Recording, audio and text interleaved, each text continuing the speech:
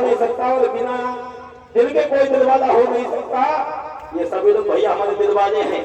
ये यहाँ पे बड़ा कीमती समय लेकर के आए हैं, बहुत बहुत साधुवाद देता हूँ मैं अपनी कमेटी के माध्यम से। और कहते हैं कि इनके प्रवचन के भाषणों को सुनकर के कोई ताली न बजाए तो बुद्ध के नाम का, संत गुरु रविदास के नाम का कोई मतवाला हो नहीं सकता, हो नहीं सकता।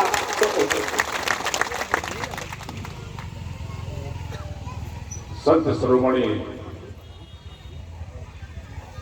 रविदास जी के चरणों में अपना नमन करते हुए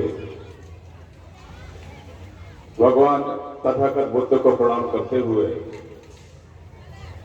मंच पर विराजमान इस धर्ममय वातावरण को आधुनिकता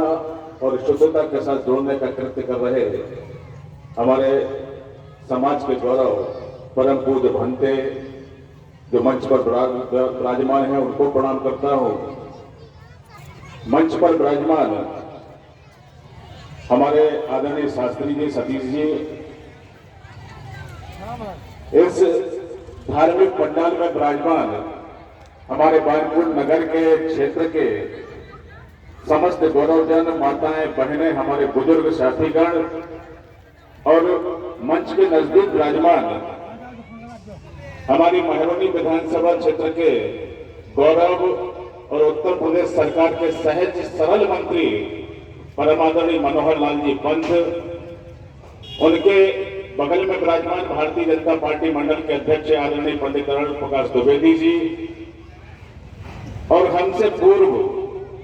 जिनका उद्बोधन हम सब सुन चुके हैं, भगवान बुद्ध और संत रविदास जी के बारे में उनकी कथाएं उनके मुखारबिंद से हम सुन चुके हैं।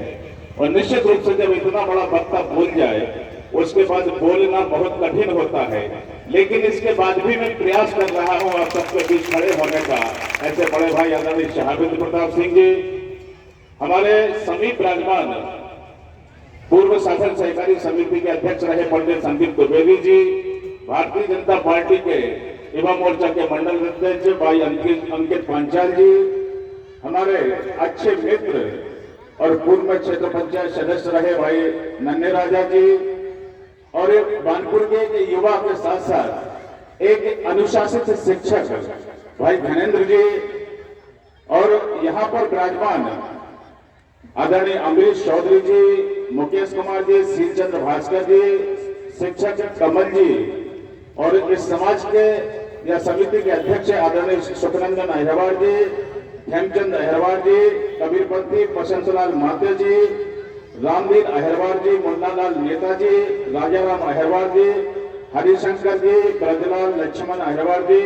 लच्छू बड़ेदा जी, मोहनलाल हसरैयन, और जिन्होंने निश्चित रूप से इस कार्यक्रम के शुभारंभ में हम सभी का शब्दों के माध्यम से बेहतरीन सामंजस्य बिठाते हुए शाब्दिक जो सम्मान दिया था, ऐसे आदरणीय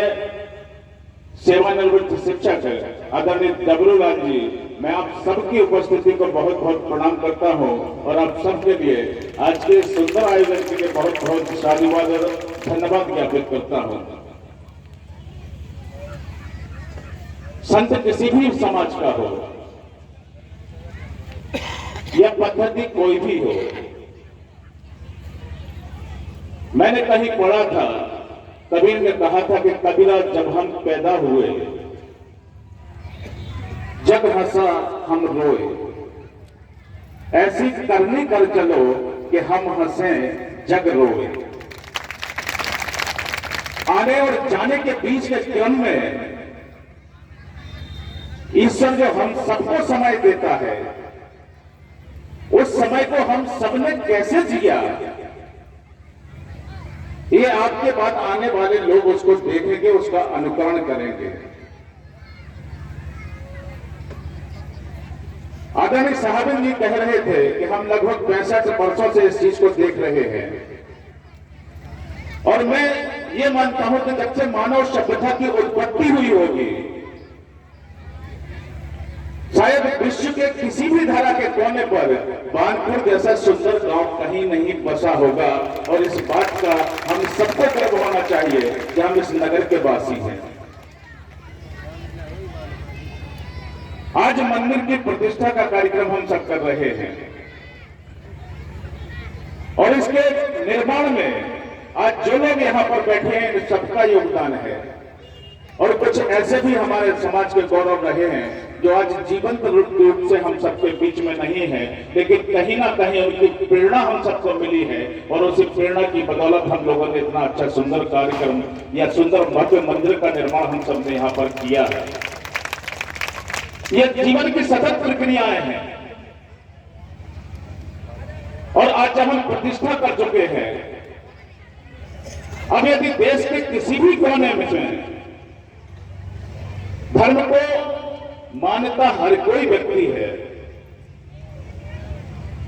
प्रवृत्ति उसकी कैसी भी हो, लेकिन धर्म से अछूता कोई नहीं है। सबके मानने और जानने के अलग अलग विषय होते हैं, और चूंकि हम सब जो लोग हैं हम धर्म को मानने वाले लोग हैं, और धर्म को जो जानते हैं वो मंच पर विराजमान है, वो हमें इसकी पद्धति बता रहे हैं, वो हमें इसकी क्रियाएं बताएंगे, वो हमें इसकी विधि बताएंगे, और हम हमारे बैठे हुए सभी परिवारीजन, हमारी माताएं बहनें बच्चे, जो उनको मार्गदर्शन मिलेगा उसी मार्गदर्शन के अनुसार अपने जीवन को आगे ले जाने का काम करेंगे, क्योंकि इस सृष्टि पर जन्मा हुआ कोई भी व्यक्ति संपूर्ण नहीं है। जो जन्मा है उसने कुछ ना कुछ अपने जीवन में सीखने का प्रयास किया है, और मुझे बहुत अच्छा गौरव महसूस होता है जब बानपुर का कोई भी व्यक्ति जो अच्छे क्षेत्र में जब अपने व्यक्तिगत जीवन में भी विकास करता है, मुझे अपने आप में हर्ष होता है कि यह व्यक्ति आगे चलकर हमारे गांव का जहां भी रहेगा वह अपने आप को बानपुर का कहेगा, और जब बानपुर का कहेगा तो हमारे गांव का मान बढ़ाने का काम करेगा। माननीय मंत्री जी, हम बता दें, ये मंदिर यहाँ पर निर्माण हुआ है, और इस समाज ने एक और गौरव का भी निर्माण किया है कि इसी समाज का एक बालक शायद बानपुर क्षेत्र या बुंदेलखंड से कोई IIT में निकला हो, नहीं निकला होगा, लेकिन हमारे बानपुर पड़ेपुरा का एक बालक IIT में भी निकला है। उसने यह भी गौरव इस समाज का मान बढ़ाने का काम किया है। मैं उसको, उसके परिवार को और पूरे समाज को इसके लिए भी बधाई देता हूं। हाँ, मुकेश अग्रवाल का पुत्र है, रघुनाथ जी का नाती है। मेरे कहने का आशय यह है, हम धर्म के साथ जुड़े, हम संस्कृति के साथ जुड़े, लेकिन उसके साथ साथ जो हमने अपना जीवन जिया है, हमारे जो नौजवान हैं उनको सही दिशा में ले जाने का भी काम हमारा है। माननीय अंबेडकर जी की मूर्ति हमने मंच पर रखी है, जिन्होंने भारत के संविधान को गढ़ा है, और भारत का संविधान हमें एक बात सिखाता है कि वसुधैव कुटुंबकम, यह पूरी धरा हमारा परिवार है, और जब पूरी धरती हमारा परिवार है तो आप छोटे मैं बड़ा,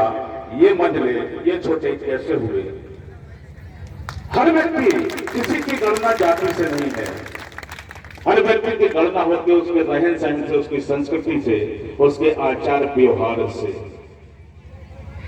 यदि हम अपने जीवन में अच्छे आचार को अपनाएंगे, हम अच्छे त्योहार का पालन करेंगे, आपकी जाति कहीं मायने नहीं आएगी। हर अच्छी से अच्छी जाति का व्यक्ति भी आपको सम्मान देने के लिए आपके सामने खड़ा हो जाएगा, और इसके लिए आपके लिए शिक्षा की बहुत आवश्यकता है। शिक्षा एक संपूर्ण माध्यम है जो व्यक्ति का, उसके जीवन का विकास, उसका निर्माण कर सकती है। हमने इतना भव्य दिव्य मंदिर जो बनाया है, शायद जनपद में दूसरा कोई ऐसा संत रविदास जी का मंदिर कहीं स्थापित हो, मैं नहीं मानता ऐसा कोई मंदिर कहीं बना होगा। मैंने जब दर्शन किए, इसके पूर्व भी आपके समाज के अध्यक्ष भाई सुखनंदन जी, आदरणीय मुन्ना लाल जी बैठे हैं, आप सब तमाम लोग,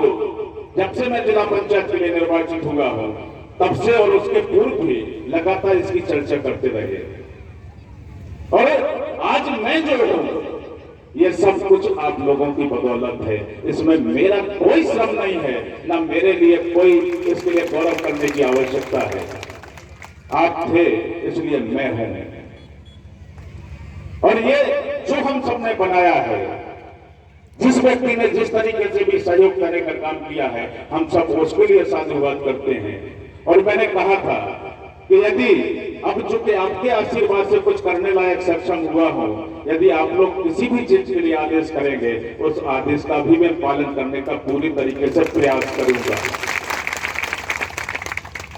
मुन्ना लाल जी ने, सुखनंदन जी ने हमसे कहा था कि यहाँ पर धर्मशाला का निर्माण होना है। मैंने कहा था कि जब जिस समय आप जो जगह निकाल कर दे देंगे, उस जगह पर हम अपने इंजीनियर को भेजकर जो हमारा बजट है, कम से कम 5 लाख रुपया आपकी धर्मशाला निर्माण के लिए हम उसी समय आपको स्वीकृत करके दे देंगे। और उसके कहने में मेरा कोई योगदान नहीं है, क्योंकि आप सबने आशीर्वाद दिया और उस आशीर्वाद की बदौलत आज कुछ करने के लायक बना हो, इसलिए मैं आपका दिया आपको ही लौटाने का प्रयास कर रहा हूं। और ईश्वर जो कुछ हम सबको देता है,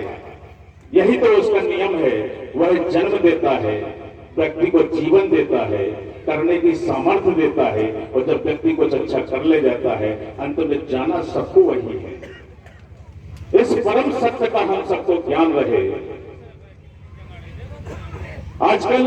एक और विषय में आप सबके लिए, जो कि कहने का नहीं है लेकिन मैं इसलिए कह देता हूं कि आजकल हम सब देख रहे हैं सोशल मीडिया के माध्यम से, अखबार पर, टीवी चैनलों में, कि कुछ कतिपय राजनेता हमारे बीच में वातावरण खराब करने की स्थिति बनाने का प्रयास कर रहे हैं, जिन्होंने कभी राम का अनुसरण नहीं किया, जिन्होंने कभी रामचरितमानस को पढ़ा नहीं, लेकिन उसमें से क्या चीजें निकालकर हम समाज को बांटने का काम कर सकते हैं,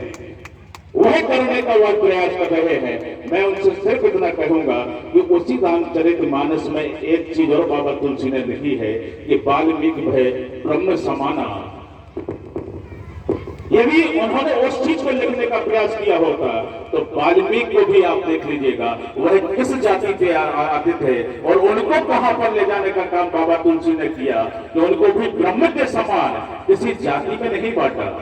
उनको देवत्व स्थान पर ले जाने का काम किया है। इसलिए आप सब बहुत समझदार हैं। हम सबको इस छोटी मानसिकता से ऊपर निकलकर जब हम ईश्वर की आराधना की ओर जा रहे हैं, तो ईश्वर हम सबको एक ही मार्ग दिखाता है कि हम चले किसी भी रास्ते से, लेकिन हम सबके पहुंचने का स्थान वही है। और जहां से हमारी उत्पत्ति है वहीं हम सबको जाके फिर पहुंचना है। और ईश्वर जब हमें शरीर देता है तो उस पर वस्त्र भी नहीं देता है। ये जातियां, ये भेदभाव, ये ऊंच नीच, ये दुराभाव हम सबने निर्मित किया है और हम सबको ही इससे लड़ाई लड़ना है। और उसको लड़ने के लिए सबसे अच्छा कोई शास्त्र है तो वह शिक्षा का शास्त्र है। हमें शिक्षित होकर अपने बच्चों को आगे ले जाने का काम करना है और अपने बांधों का मान बढ़ाने का काम करना है। आप सब लोगों ने यहाँ पर, समिति ने हमें यहाँ पर खड़े होने का अवसर दिया, बोलने का समय दिया, मैं इसके लिए आप सभी को पुनः बहुत बहुत प्रणाम करता हूँ। और मेरे कहने में, उद्बोधन में जो भी गलतियां हो उसके लिए क्षमा चाहता हूँ। बहुत बहुत धन्यवाद। संत रविदास भगवान की जय, बौद्ध तथागत की जय।